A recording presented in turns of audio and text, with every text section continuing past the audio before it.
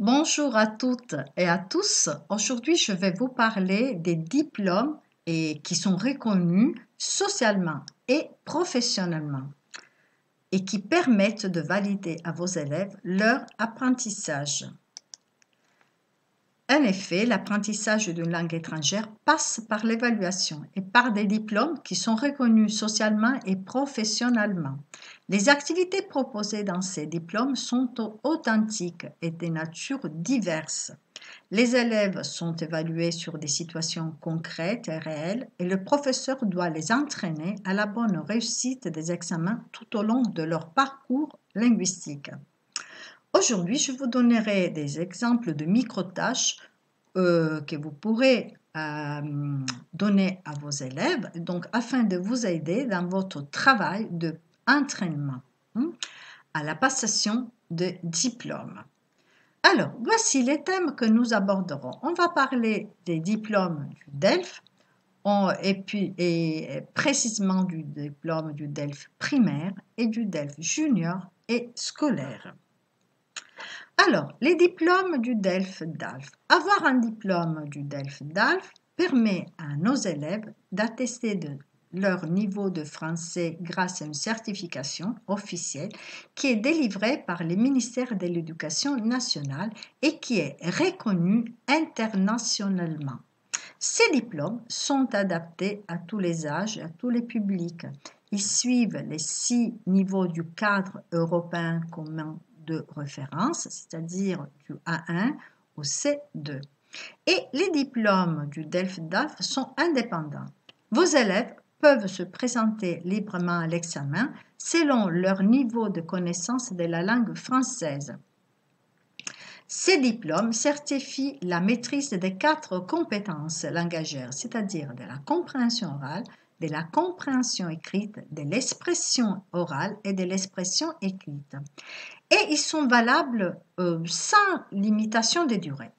En plus, le diplôme du DELF B2 permet à l'élève, à n'importe quel élève, de entreprendre des études supérieures dans une université francophone.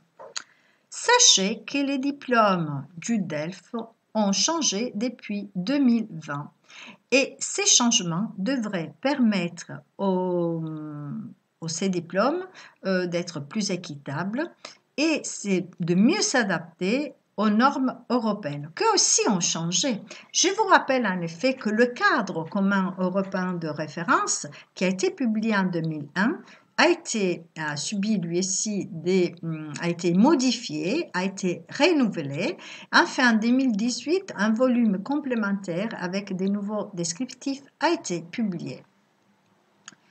Ici, je vous montre une diapositive qui résume très brièvement les différents types de DELF. Il existe tout d'abord le diplôme initial de langue française, le DILF, pour les grands débutants et les nouveaux arrivants en France, les diplômes études en langue française, le DELF primaire, pour les enfants scolarisés de 7 à 12 ans avec les 3 niveaux, les diplômes d'études en langue française DELF junior scolaire pour les adolescents scolarisés de 12 à 17 ans avec les niveaux A1, A2, B1, B2. Et puis, les diplômes d'études en langue française et les diplômes approfondis de langue française pour les adultes qui couvrent les 6 niveaux, donc qui va du niveau A1 au niveau C2. Mais commençons par le DELF primaire, par les plus petits, à qui on peut proposer le DELF prime. La version dite prime implique que seuls les thèmes qui intéressent les plus jeunes sont repris dans les exercices. En effet, nos jeunes apprenants seront placés dans une situation de confiance et dans un contexte plus proche de leur âge, de leurs intérêts. Voici des simples tâches à donner à nos élèves pour les préparer à l'examen. Le jour de l'examen, ils seront confrontés à des questions écrites et à des questions graphiques. il faudra donc les préparer. Il faudra leur donner du lexique et des fonctions communicatives aussi pour dire ce qu'on aime, ce qu'on n'aime pas, à l'aide aussi de dessins. Donc, j'aime, j'adore, je n'aime pas, je déteste. Et ces dessins, ils les retrouvent le jour où ils passeront l'épreuve de compréhension de l'oral. Voici un simple exercice de compréhension de l'oral. Ils doivent associer le dialogue à la bonne image et il faudra aussi les entraîner à l'aide d'un examen, d'une épreuve d'examen blanc. Moi, je propose à mes élèves plusieurs épreuves d'examen blanc. Comme ça, ils n'auront aucun problème le jour de l'examen. Dans ce cas, ils doivent répondre à un message et puis apprendre à entourer le bon dessin, comme dans l'exemple. Voici un exercice que je leur propose un jour où je leur dis, voyons, aujourd'hui on va s'entraîner à l'aide d'une épreuve d'examen blanc. Donc ils ont un dialogue, plusieurs dialogues, 4 dialogues et 4 dessins. Par exemple, le dialogue 1, qu'est-ce que tu fais Charlotte? Je prépare le dîner. Et qu'est-ce que tu prépares? Des crêpes au fromage. Donc ils seront à même de noter les numéros du dialogue sous le dessin correspondant parce qu'ils entendent dialogue 1 ou bien le dialogue 2, dialogue 3 et le dialogue 4. Alors, voyons un peu ce qu'on leur propose pour la compréhension quant à la compréhension écrite. Pour la compréhension écrite, ils auront aussi des textes simples. Ils devront répondre à des questionnaires choix multiples avec 3 choix graphiques, compléter des réponses et des petits dessins. Donc, qu'est-ce qu'on doit leur apprendre? À parcourir rapidement le texte, à rechercher quelque chose en particulier, dans ce cas un renseignement utile, afin de pouvoir répondre. Donc, on leur donne un exercice comme celui que je vous montre pour les entraîner à la passation de l'examen. Et comme je vous disais, l'examen blanc. Vous voyez qu'ici, ils ont un texte à lire rapidement et puis des questions. Des questions ouvertes, doivent écrire à la bonne réponse et puis des dessins à choisir. Mais je travaille énormément avec mes petits élèves sur le lexique. Pourquoi ? Comme je vous montrerai à l'aide de la grille de l'évaluation et à l'aide aussi d'un sujet d'examen, ils auront besoin du lexique pour se décrire, pour dire ce qu'ils font, donc parler de leur emploi du temps, parler de leur temps libre. Comment je fais? Donc, en leur donnant par exemple comme l'exercice à gauche de la diapositive, je leur donne un petit texte à compléter avec des dessins. Je les entraîne énormément, j'utilise énormément les dessins pendant mes cours. Ou bien, comme l'exercice à droite de la diapositive, où je leur donne le lexique qui se rapporte au champ lexical du temps libre. Donc, ils doivent lire un texte et insérer le lexique du temps libre. Et puis, on travaille à l'aide de cartes mentales. Dans ce cas, une fiche d'identité à compléter et une carte mentale à construire. Ce sont 2 activités, 2 stratégies que j'utilise pour la production écrite et pour la production orale. Donc, tout d'abord, ils doivent compléter cette fiche d'identité à l'aide du lexique se rapportant au champ lexical de la description.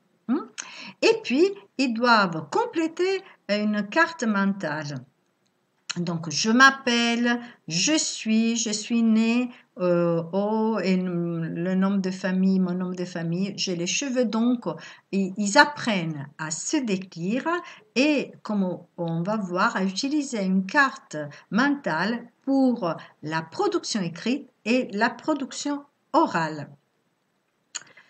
Et comme je vous disais, je travaille aussi à l'aide de la grille d'évaluation. Je leur montre la grille d'évaluation. D'abord pour qu'ils apprennent à se auto-évaluer et afin qu'ils sachent comment ils seront évalués. Donc, ils seront évalués sur leur capacité à informer, à décrire. Donc, ils doivent écrire des phrases simples pour parler de soi-même, de ses activités, des personnes imaginaires et utiliser un lexique. Donc, vous voyez, le lexique, il est important.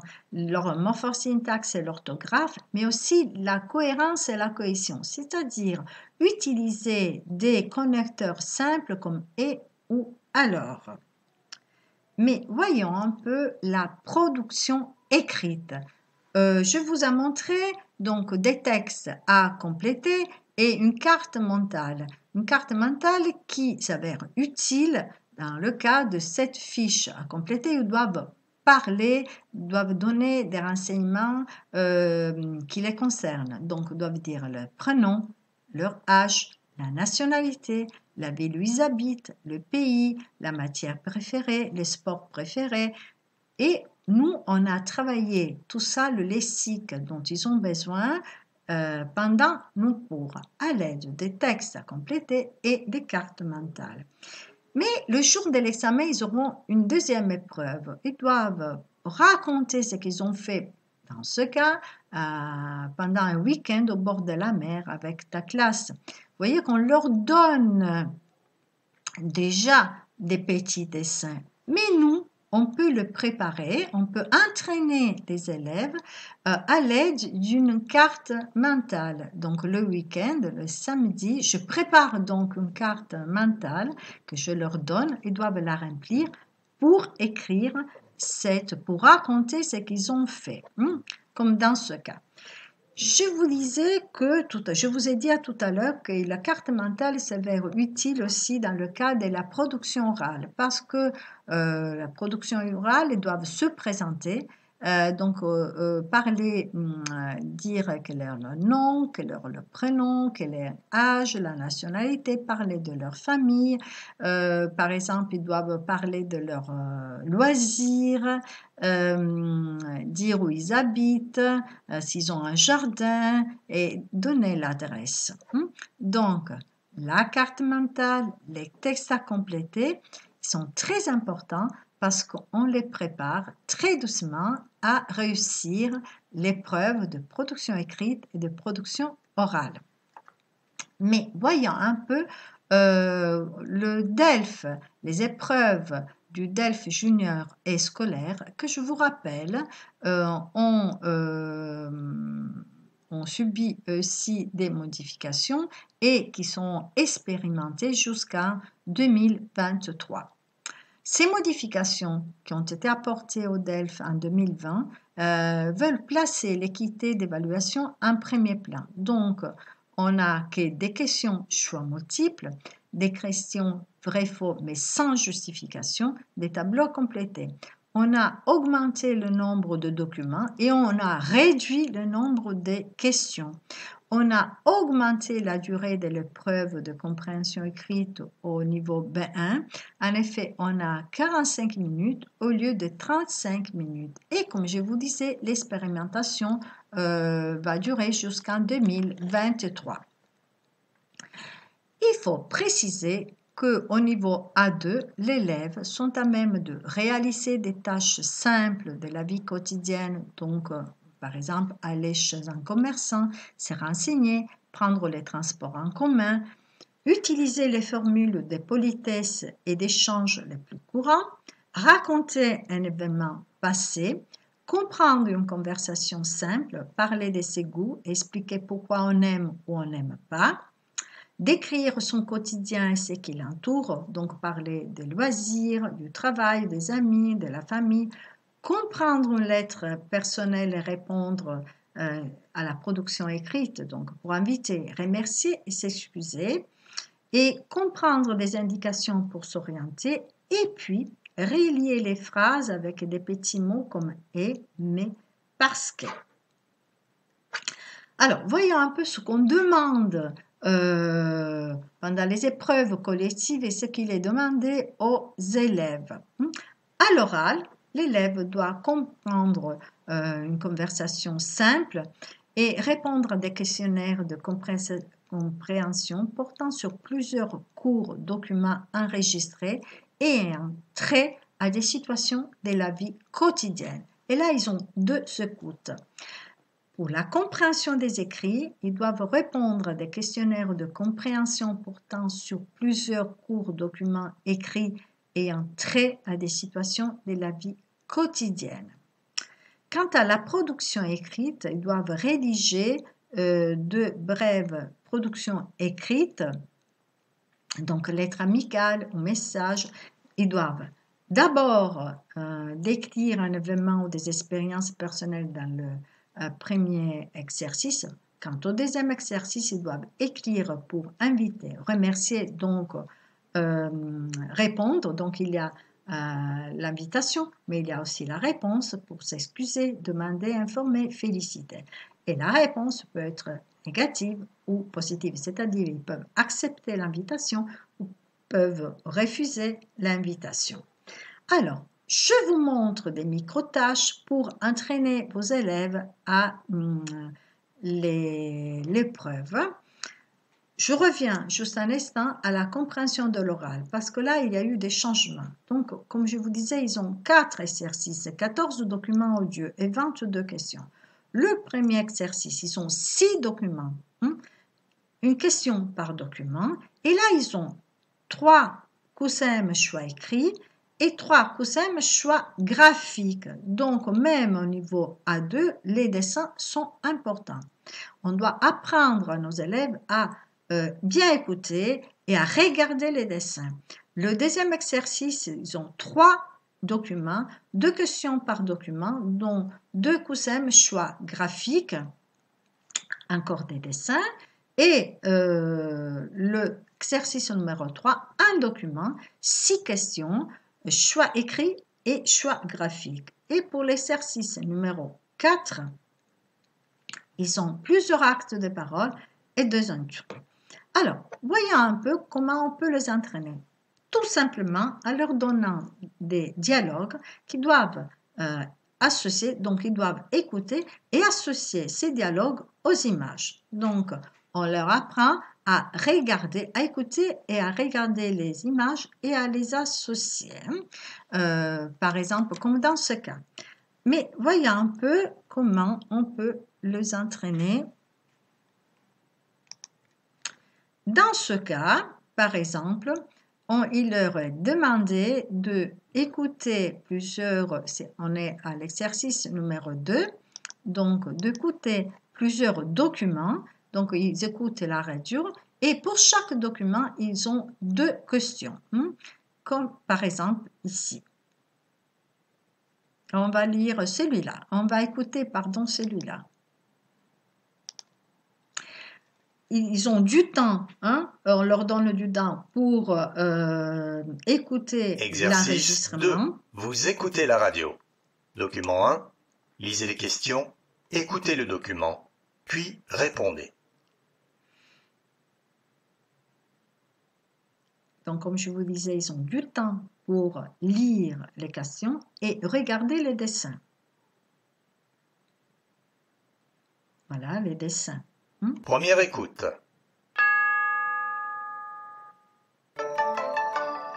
Concours pour les ados qui aiment les BD. Vous devez écrire dans les bulles et illustrer votre page en 4 heures sur un thème donné. Si vous avez des idées, participez. Prouvez-nous votre art. Le prix est à découvrir. Donc, dans ce cas, donc, ils ont 2 questions choix écrits et des questions choix graphiques. Comme je vous disais, il est très important de entraîner les élèves à écouter, à regarder les dessins.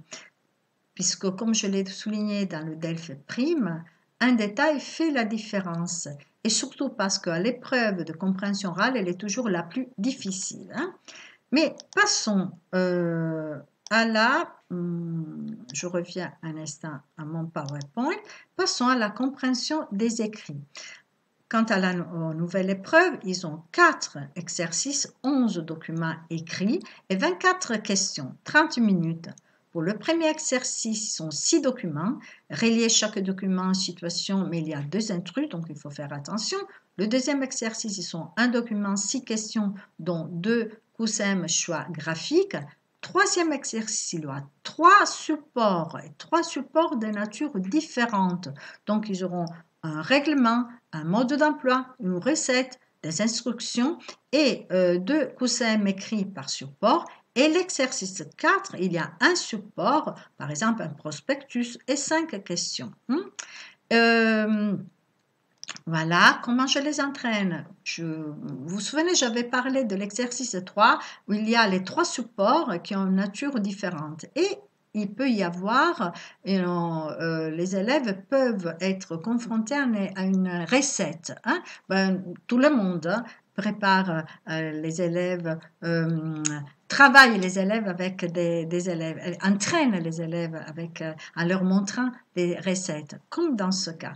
Dans ce cas, on leur donne des petits dessins cochés, il y a de vrais faux. On leur demande, dans ce cas, au moment de l'entraînement, de justifier la réponse, parce qu'on les fait travailler, on leur dit de faire très attention aux réponses qu'ils donnent, et même on peut leur demander de donner des réponses ouvertes, mais seulement au moment de l'entraînement. Hein.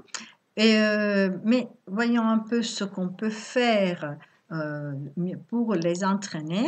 On va à page 128 et voilà donc l'exercice 3. Donc vous voyez, il y a les 3 supports, une recette des salades niçoises, un règlement, parce que la situation c'est vous allez passer quelques jours avec des amis dans un camping, vous lisez ces documents pour répondre aux questions, cocher la bonne réponse. Donc, ils ont la recette de la salade niçoise, un petit mot de bienvenue dans notre camping avec des instructions et le mode d'emploi pour la machine à laver. Vous vous souvenez que je parlais aussi de l'exercice numéro 4 du prospectus. Hein? D'un prospectus, là, dans ce cas, c'est le prospectus de la fête de la musique et il y a les questions auxquelles ils doivent répondre, hein, des questions choix multiples. Donc, comme vous voyez avec ce type d'épreuve, il est fort probable que l'examen soit informatisé dans le futur. Mais passons à un exemple de production écrite.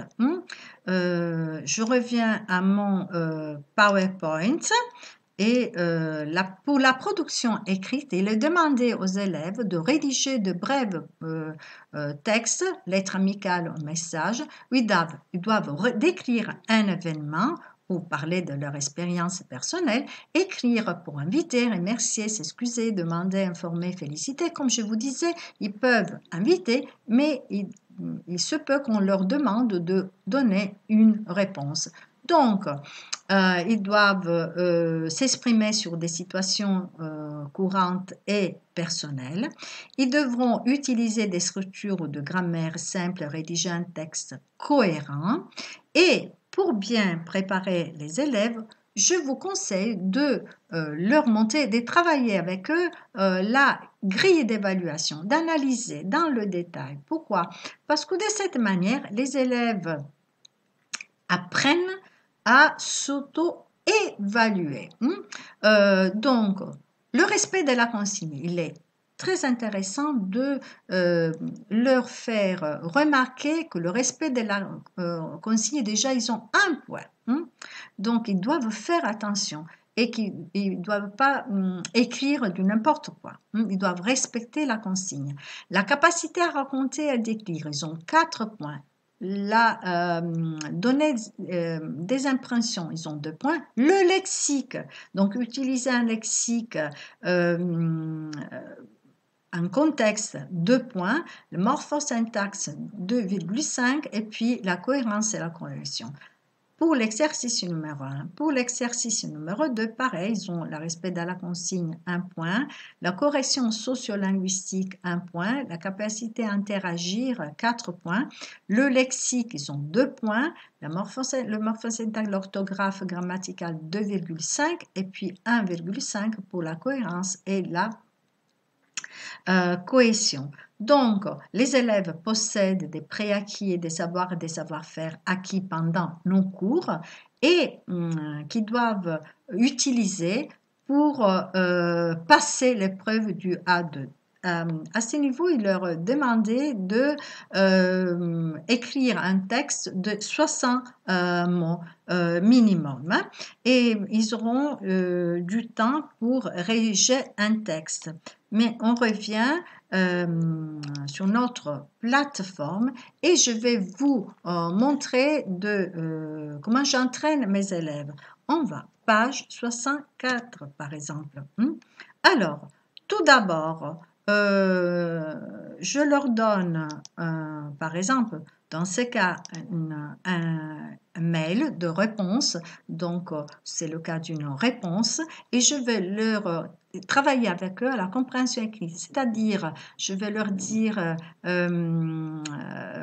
qui écrit, pourquoi, de trouver déjà les expressions clés qui nous permettent de utiliser, qu'on pourra utiliser tout à l'heure dans le cas d'une rédaction d'une réponse.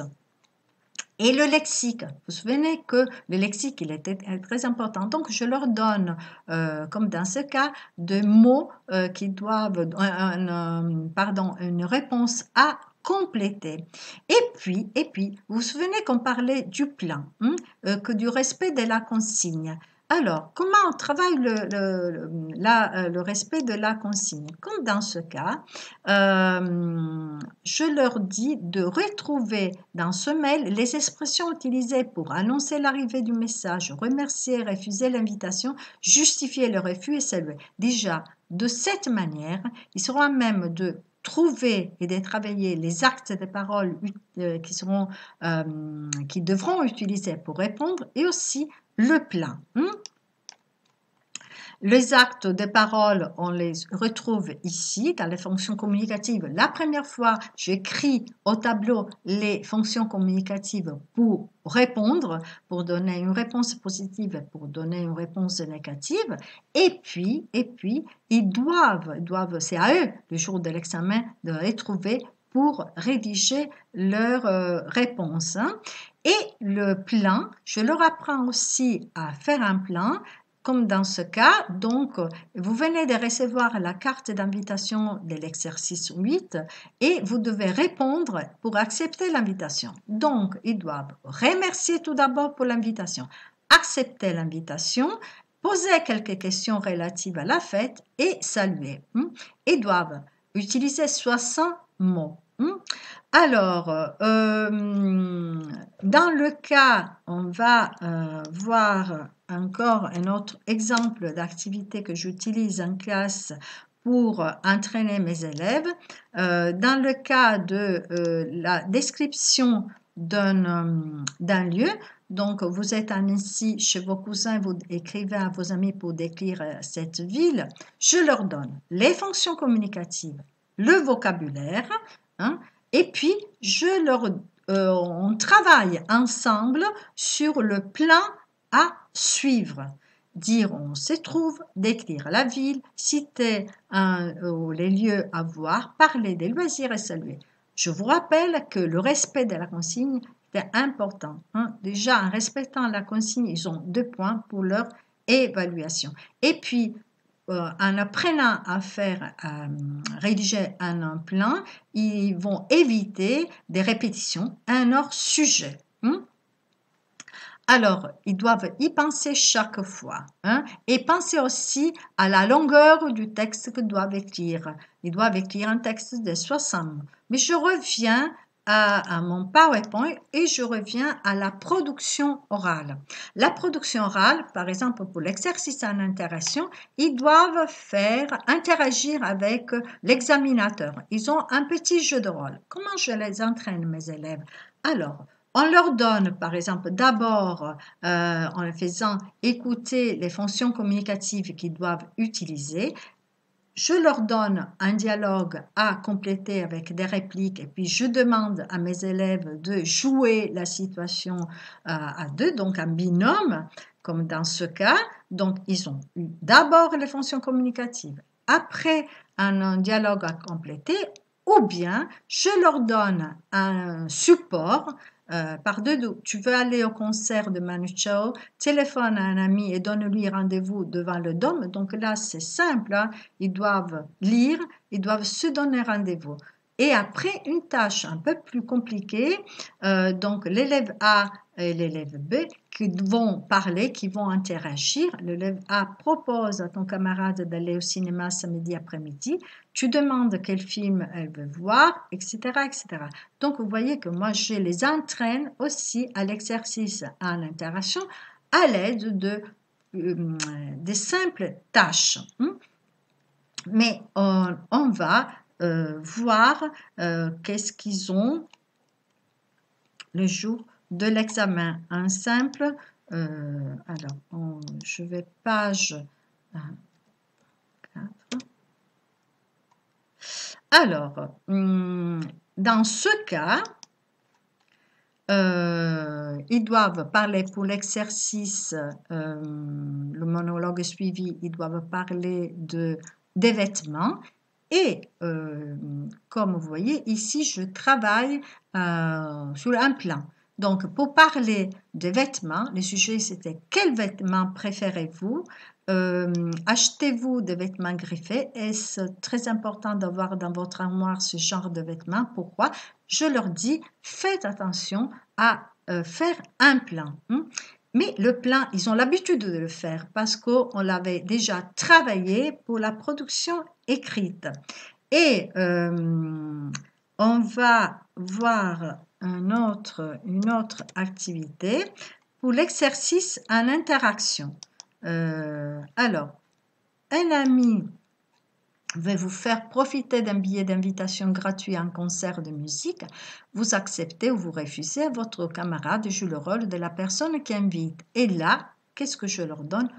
Toutes les fonctions communicatives qu'ils doivent utiliser pour inviter, pour accepter ou pour refuser. Ou bien, comme je vous disais, dans le cas de deuxième activité, la montagne, vous téléphonez à votre ami pendant les vacances, vous lui proposez de venir avec vous le lendemain à la montagne, vous lui décrivez le lieu où vous allez. Votre camarade joue le rôle de votre ami. Et comme vous voyez, s'ils ont un canevas à suivre. Ou encore, je leur montre des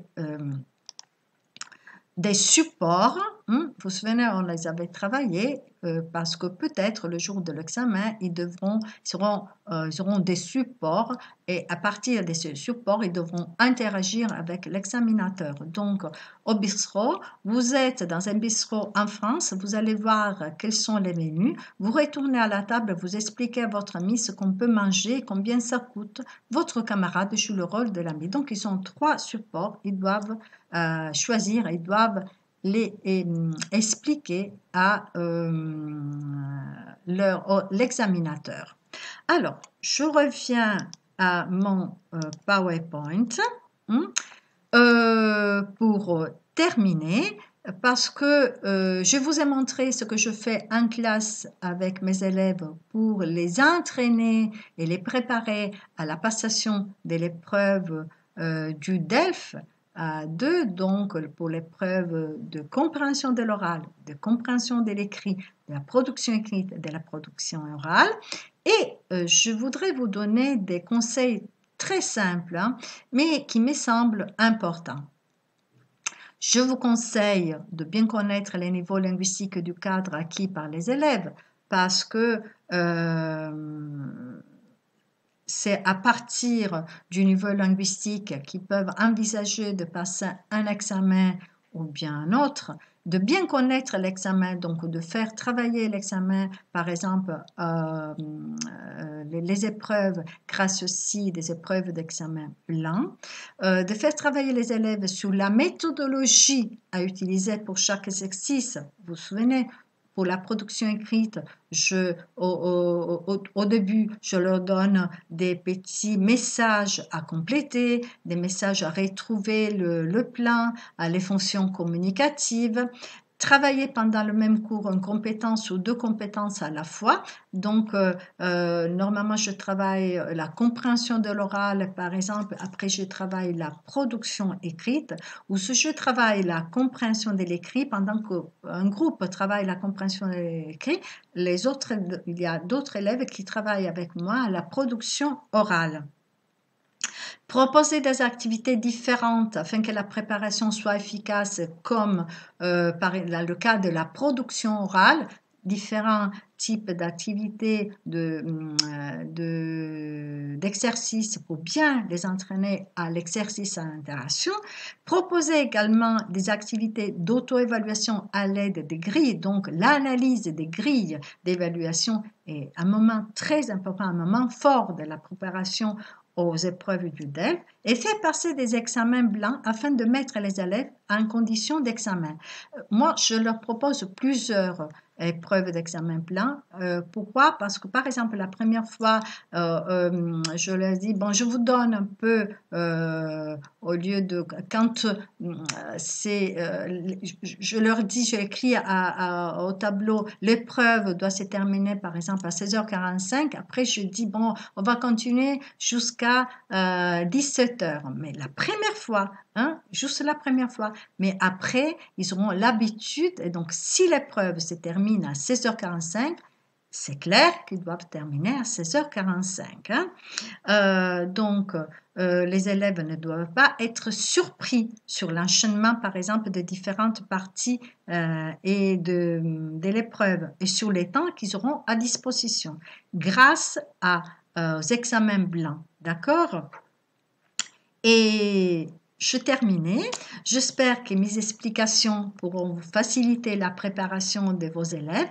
Je vous donne mon adresse email et aussi je vous invite à nous contacter pour des informations. Je vous invite également à vous inscrire sur le site de Eli, de l'éditeur elionline.com ou allez regarder la page Facebook de Eli ou Eli Multimédia, où vous avez un monde de ressources à utiliser dans vos classes. Et je reste à votre disposition pour des éventuelles questions et merci beaucoup pour votre attention.